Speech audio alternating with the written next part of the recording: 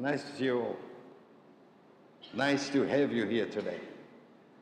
And I'd like to start off with a question to you.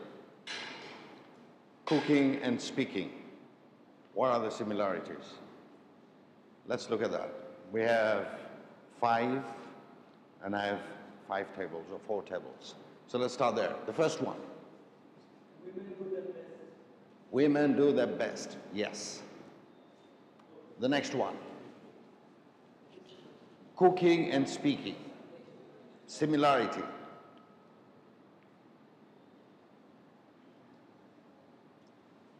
They both need a lot of preparations. They both need a lot of preparations. a lot of preparation. This table there. They are both difficult to do in Ramzan. And that's why I did not pick any special food there. I just kept it as simple as I could. If you don't know what you're doing, you're going to mess it up. You're going to mess it up. Brilliant. Lesser is better. Yes. Did you say that? If you talk a little and to the point, it's more clear to the people rather than adding a lot of it and totally losing the meaning of what you're trying to say. Brilliant. Okay. So it's what you want, right? The first is you looking at what you want to cook today, and I know you have already thought about the cooking since last night. You already see the end. You see what you're going to look, how it's going to look like, how it's going to smell, how it's going to taste. You have in mind what you want to cook, and you have a recipe for it. So that's the first step. What else is the next one? Is we need to prepare.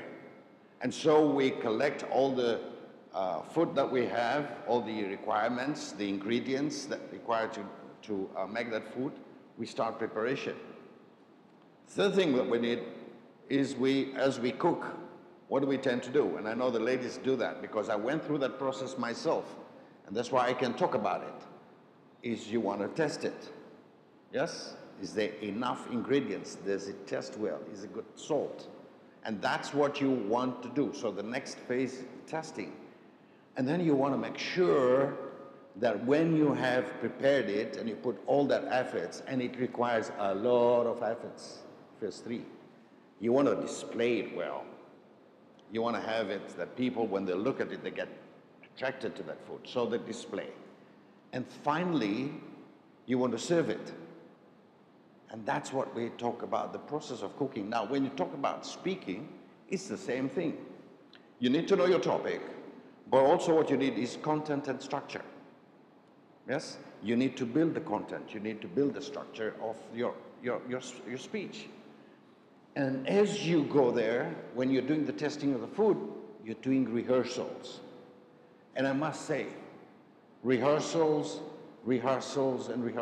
are the key to your success in public speaking. The next one that you need is when you display, is you need presence. That's your display tray. That's your table where you're going to put your food. And finally, when you're here, when you've displayed, now you're going to deliver.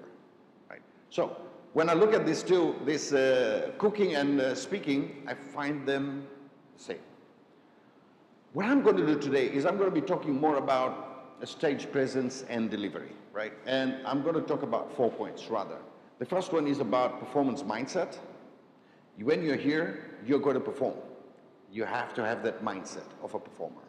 The next topic I'm going to be speaking about is the communication part. You need to communicate whatever you've prepared or whatever you said. Third one is presence. And the fourth one is standing ovation. After you finish, you need a standing ovation. Right? So I'm going to talk about these 4 items. The first one is about the performance mindset, and there are 2 points that I want to talk. One is crush your fear. Everyone has spoken about your fear. We all have fear, but you need to crush your fear. And the second one is about silencing your critics. Now, let's talk about each of them. When we talk about crush your fear, what are we saying? Mindset, crush your fear. According to most studies, people, number 1 fear is public speaking. Number 2 is death. Agree? Yes? So if you're in the graveyard, you're better off in the coffin than giving eulogy, right? And that's what we talk about. So you need to crush your fear. The second one, when we talk about the performance mindset, is, and the way we want to crush your fear is rehearse, rehearse, and rehearse. And that we have to do continuously, because your rehearsal is what will get you to the end of the line. And just like everyone said, when you're cooking, you're having your end in mind, you're having this stage here for yourself. What you really need is to combine your content, your structure, but also when you come and see where you're going to be performing, you have the space and what we call, when we do speaking, we talk about blocking. So when we are speaking, we need to block, we need to move, and you have to move in structure. Well, you don't have to. According to Ashik, you don't have to move in structure, right? According to our friend here, you don't have to move in structure. You can move in any way you want. You can move anywhere on the stage. But that's what we talk about. We create blocking, and that's where we talk about rehearsal. It's so important, and we'll see how important that is when we talk about blocking. Again, they've all said, right, you want to remove your fear, the best bet is to do rehearsal in front of the mirror, because you have your facial, your gesture, your body movement. Very important in terms of the performance mindset. So when we look at the entire performance mindset, you need to come in the front and remove your fear. That's the first thing that you have to do. And the only thing you could do, where you could do it, is through rehearsal. The next one is about crushing your, one of the other things that you could use is visual aid as well, just like the way I'm using. You can crush your fear. And the fourth one is meeting your audience. Now, you would have noticed this afternoon already, right? One of the crushing of the fear was one of my colleagues came in earlier and did some, he was trying to, I know you didn't do that, Ashik. I know you didn't do that. But if you want to crush your fear, you meet the audience. What I would also do is move to every table and get to know people. Look at them into the eye, because then you'll be able to understand who they are. And in the normal circumstances, I would even talk a little more with them to get to understand who they are, what they do, because it gives me the ability to understand who is on the audience perspective. So that's one way of really crushing your fear. The second one of a performance mindset is the silence of critics. And the second, the critics when you talk about is internal critics, right? You have a lot of critics in yourself. The last time I did it, it wasn't good. I did it before, I failed. I tried this, it didn't work. What happens if I fail? You need to silence that critic. It should not come there. You are going, and others have said it, you go as a lion, right? You come up as a lion. But the other critic, silence of critic, is through external. Now, let me share with you. We are all very good telling you what you could do better. All of us.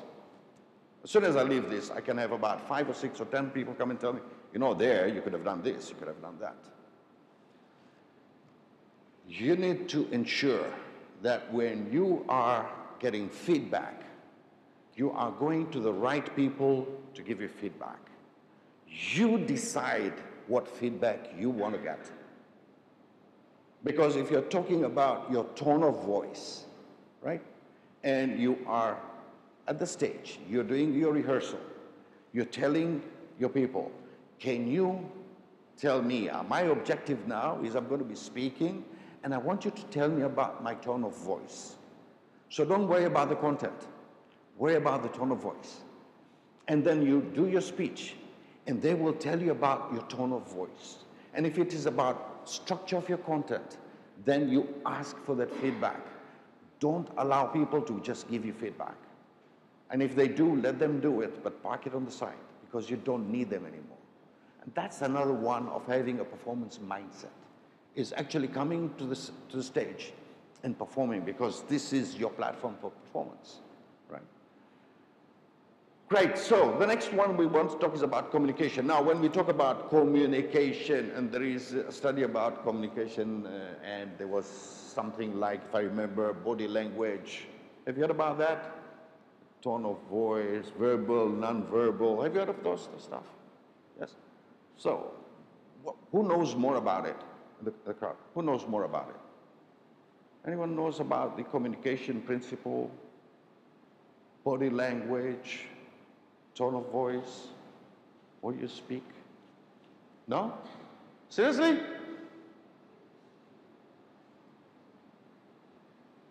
So your body language is non-verbal. Oh, you know, yeah, brilliant. Tell me. Isn't it like less than 10% is verbal and 90% is non-verbal? So that's eye contact, Yeah. facial expressions, body movement. Yeah, something like that. Correct. Yeah. Great job.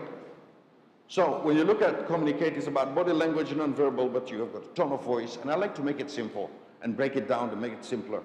You're verbal, but then your spoken words is verbal, right? So you have the non-verbal and the verbal part, right? Mehrabian rule of communication, 738.55. What does that say? What does that mean? 55% of your presentation here. Remember we talked about the food on the tray? Yes?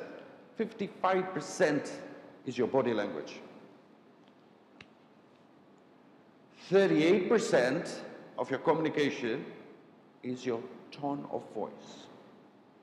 And 7 is the spoken words. Now imagine you've created your entire content. You've structured it. You've come to the stage. And you can't do the other part. What's going to happen?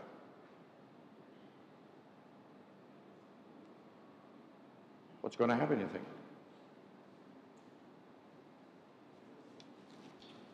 If I create the whole content, right? The whole speech is ready. My body language, my tone are not aligned. What's going to happen? You're set. You're set. And you'll do the best that you'll do. You'll do the best. Aha, you'll do the best as you do. Yes. So if I come here and I speak to you in the way that I'm speaking now, so that you're going to be learning about the topic that I'm speaking, which is communication, do you think I'm going to get your attention, or you think you're going to sleep? No, if it's like this, no, you'll Yeah. not get my attention. Yeah, exactly. But if it is the way how you were before, Okay. yes, you have my attention. Okay. So if I'm going to speak with a monotone, right, and I'm telling you the story, and I have no body language, you're dead. Yes, you lose the listeners. And that is why you see some of, and I'm going to bring a little bit back to our spiritual part, you will see they're getting so energetic and they hit their legs because they want to insist. But now they're confined on the mimbar there. They can't do much. They can't walk around, right? So what do? I remember a long time ago, I should remember the time when you used to go for Madlis. You used to get the Molana. They used to hit their leg, right? And when they hit their leg, right, they're saying something. They're trying to insist on something. You have the opportunity of the floor, of the space to do what you need to do.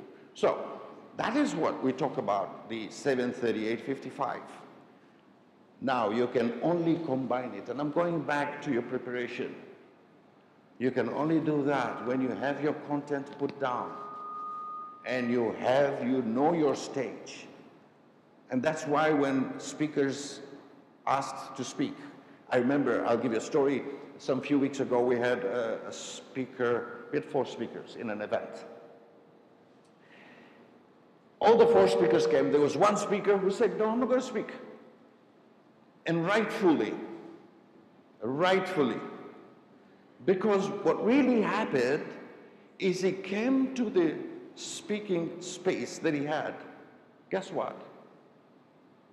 It wasn't appropriate for him. Now, that speaker is none other than my other colleague from Judge Ashik. We had a Jiba event and I invited him to speak there. And he refused to do it because he came at 5 o'clock. He refused to speak. He spoke at 8 o'clock. 8 o'clock at night, he spoke. When he got what he needed. Because he needed that space. He needed the audience right mind frame so that he could speak. He just didn't want to speak. And so when you are a speaker, you are special. And so you have to know your space. And that's what we talk about communication, right? You need to communicate effectively. So when you talk about body language, be aware, because emotions, some of us have emotions, right? Fear, anxiety, right? Yes? What does emotions have? Look, it has information, it has energy, but it also has what? Influence. So what if happens when you're feared?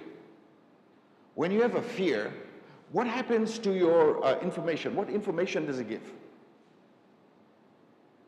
When I am feared and I am standing here and I am speaking to you now, what kind of information am I giving you? Yeah, you said, well, is it his first time or not, right? But what happens, what energy would I have? What kind of energy would I have? Now, you know what? I like to call the name by names. Let me ask you, what? Yes, yourself, my lawyer friend. Yes, tell me, what kind of energy would I have? So create more anxiety, so I won't say negative energy, but be a bit of restlessness within the room. But what if I am over happy? That's not good energy as well, because now you're over-exciting the entire crowd as well. So there has to be some sort of balance. And you see how I use my body now. I am overexposing myself with the body, right? And so when I'm overexcited, so there's a different energy there, and it has got an influence. My audience can be influenced by my energy. The energy I carry. So if I carry positive energy, what's going to happen? I'm passing on that energy to others. And so when we talk about emotions, you have to know that we can have those type of things, but it also triggers what? Behaviors, feelings, and actions. Now you know my mouth is dry. I have been speaking since morning, so you'll excuse I might I can't use my tongue very well at this moment. It's pretty dry. Anyway, the other thing that we need to do is notice emotions, feels in your physical aspect. What I want you to do from now, by the time you come to the final, what I want you to be able to look at is your emotions. When you have a certain emotion, just relate it to how it's impacting you physically. If you're happy, it's okay. Be mindful. If you're happy, be happy. It's okay. But just see how your body is reacting to it. When you're sad, when you're hungry also, and you're thirsty, also see how your body is reacting to you, right? Because now what you're going to be doing is you're going to be mindful about your emotions and how you can manage them.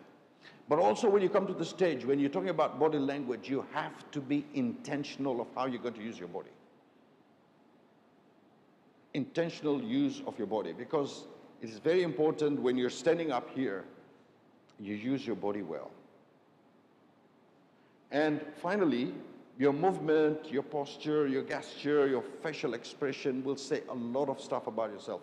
So remember, 55% of your delivery is your body language.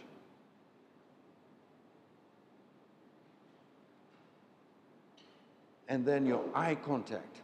Your eye contact is a one-to-one communication with several people at the same time. So when you're speaking, you're passing on your message. You have a message, that's why you're speaking. You have something to tell people, right? And that's why you're on this stage. You are speaking one-to-one at the same time, right? With so many people. So your eye contact is of importance. So when you look at someone into the eye, you could then start that engagement. You can get their attention. Communicate, tone of voice. the 4 Ps of vocal performance. I think the pitch linked to emotion. So when you're doing the pitch, let me put it linked to emotions. You see, when you're speaking about happy, when you're being happy, right? You have a tone, right? You can't say, I am happy. And when you're sad, you said, I am sad, right? So you kind of pitch the tone and pitch it with the emotions that you have. And basically, look at that perspective, your voice tone. Now, for me, I sometimes don't require this. It's very husky.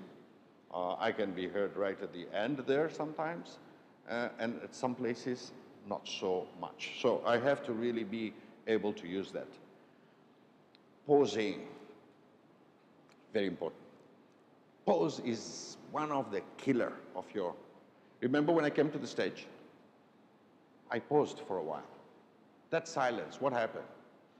I noticed your behavior. You were reading something, Sajda Banster was reading something, and then I was silent, and she kept it, and she looked at me. I also noticed a few people, you yourself there, you were reading something, and then you just kept it on the side, and Zerdabai understood what I was trying to do, and she smiled at me. But pauses in your delivery is so important that when you, and we will do some exercise about pause. How do we pause, right?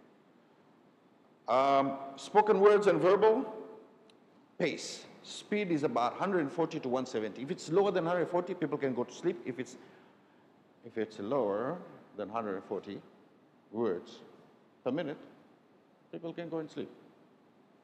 If it's 170 words per minute, then people can go and won't understand what you're saying. So it has to fall in between. Now, I've given you a piece of paper there.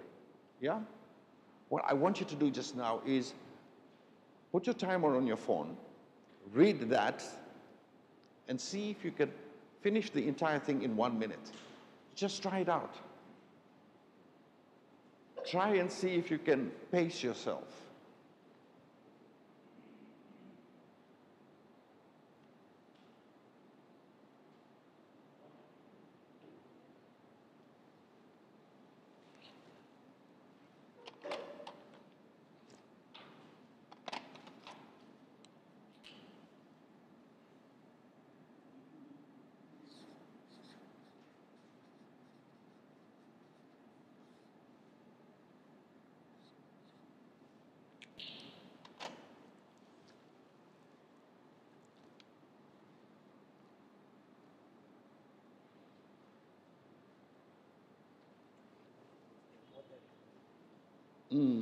Did I step over it? Did I step over it? Okay. Anyone? How many were able to finish within a minute? Just raise your hands. Okay, within a minute. Not all of us manage within a minute. It's okay. It's fine. But when you're doing your speech, you could use that. So that's one thing that you could do, is read your speech. If your speech is 460 words, you know how many minutes it's going to take you, right? Because it's between 140 and 170. You already know how much time it's going to take. So that's one way of looking at finding out how much time you're going to need for your speech. The other thing is pronunciation. What we talk about is the word needs to be sounded, correct? It's the sound that is required, while articulation is usage of speech organ, my tongue, my throat, my lips. You know, all that articulation of the words is so important that today, and I like the way you articulate your stuff. It's so nice. It comes crystal. So that's what I have challenges in that. But we still work on it, right? You can't be perfect. But you start becoming prominent as you practice. And so I enjoy designing and conducting training games. So this is about sentences, right? Now I want us to look at it in this perspective. I will say this, and I want us to quickly see the meaning. So I will use the first part. I will say the first sentence, and I will put the emphasis on I, right? And then I'll read the sentence, and then I will want someone else to put the emphasis in the second word, right? So let's try it out and see what happens.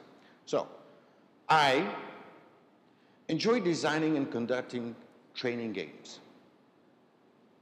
Doctor there.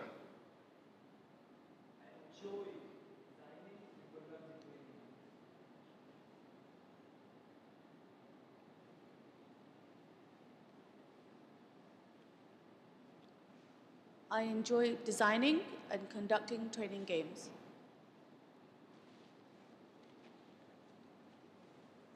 The lady there, I like, yes, very quiet. I enjoy designing and conducting training games. The next one here.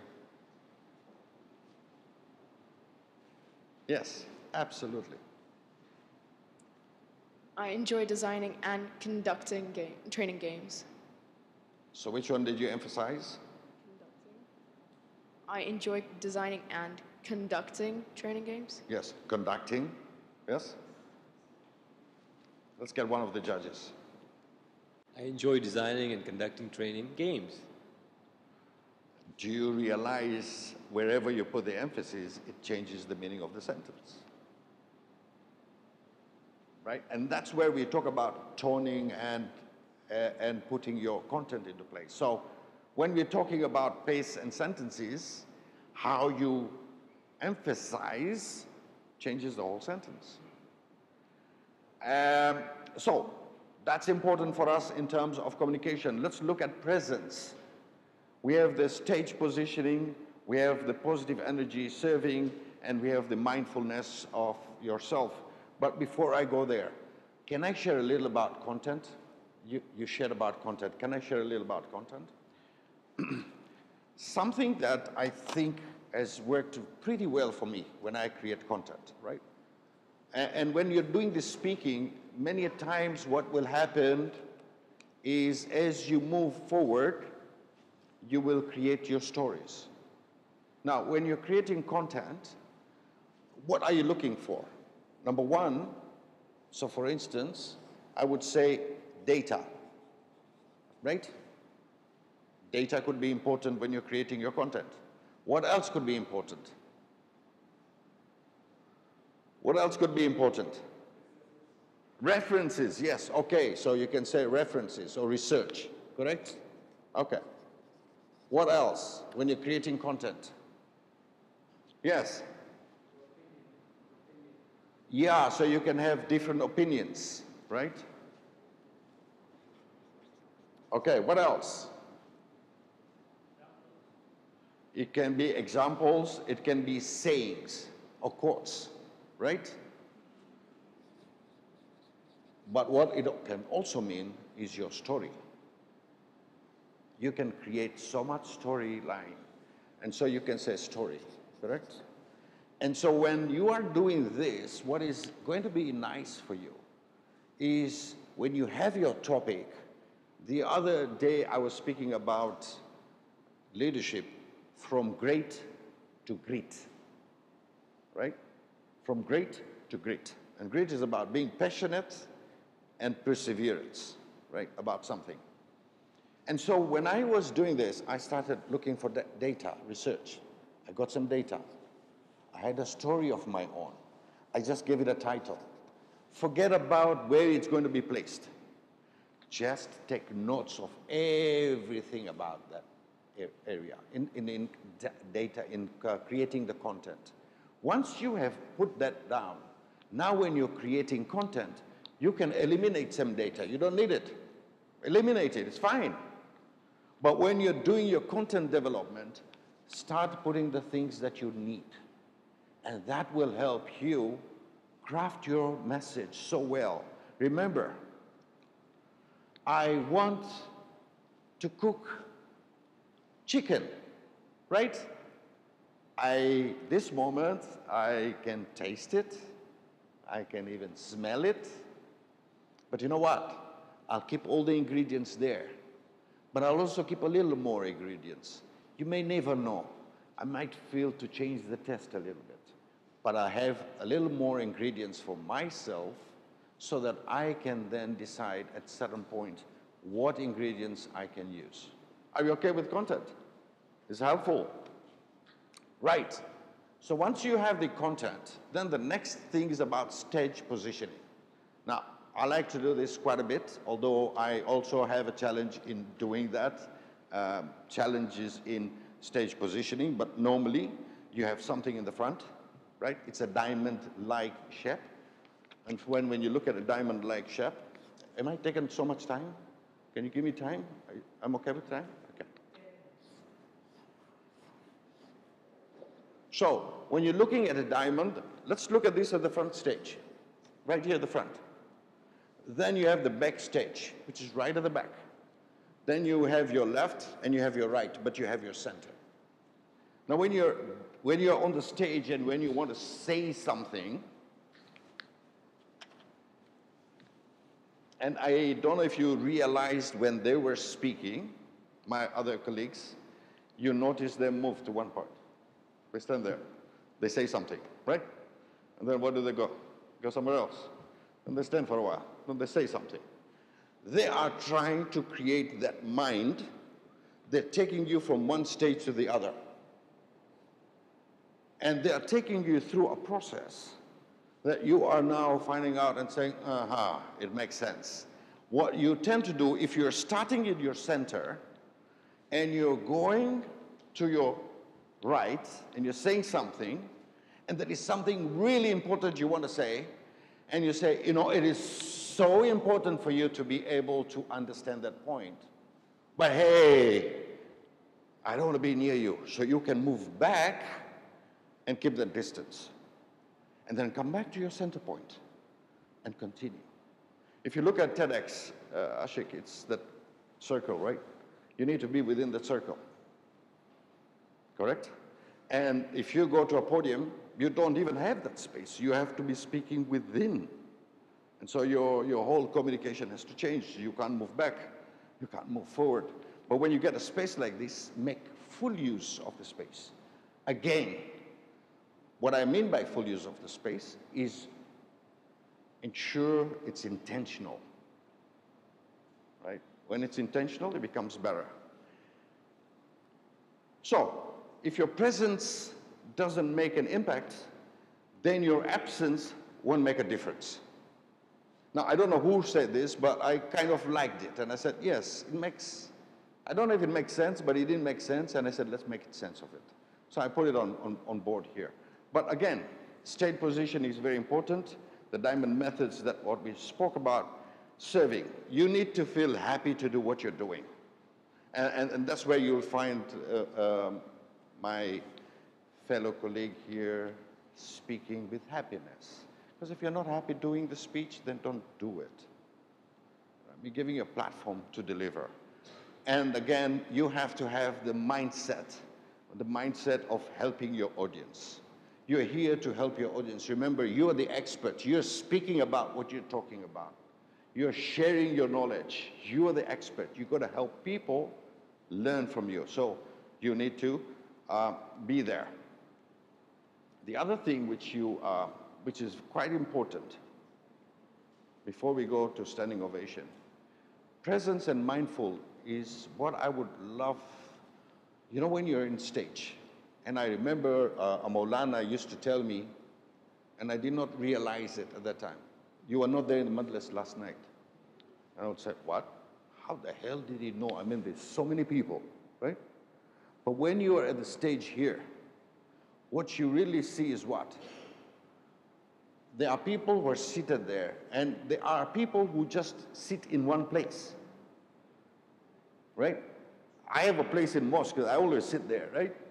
And so I realized that when that person is not there in that class or whatever, I automatically ask for that person. What I'm trying to draw your attention is when you're here, watch your audience. See how they're feeling. Look at their body language.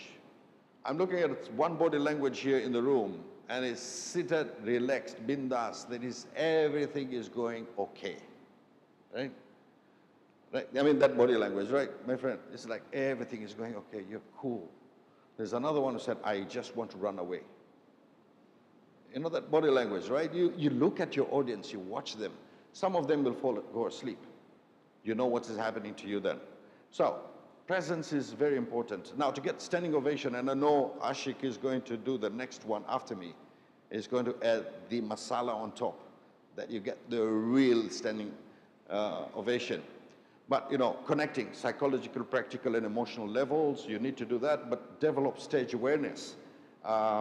Speaking space, you need to know your speaking space. And, of course, you need to own this room. This is your room, so own it, right? It's yours. And finally, you know, provoke people. That's what you were saying, right? You love provoking people. And then create intimate moments when you can. So finally, when you look at that, cooking and speaking is the same. You will need all of it from the beginning until you serve, until your audience leave this place. You have gone through a lot of work to prepare for your speech. It's only 45 minutes that you get, or 10 minutes, or 20 minutes to deliver, and that 20 minutes is what will differentiate you between one and the other. So, my friends, the only thing that overcomes hard luck is hard work. So there's no hard luck. Work hard, and you'll be able to make it. Thank you so much, and I'm looking forward to listening to your speeches. Thank you.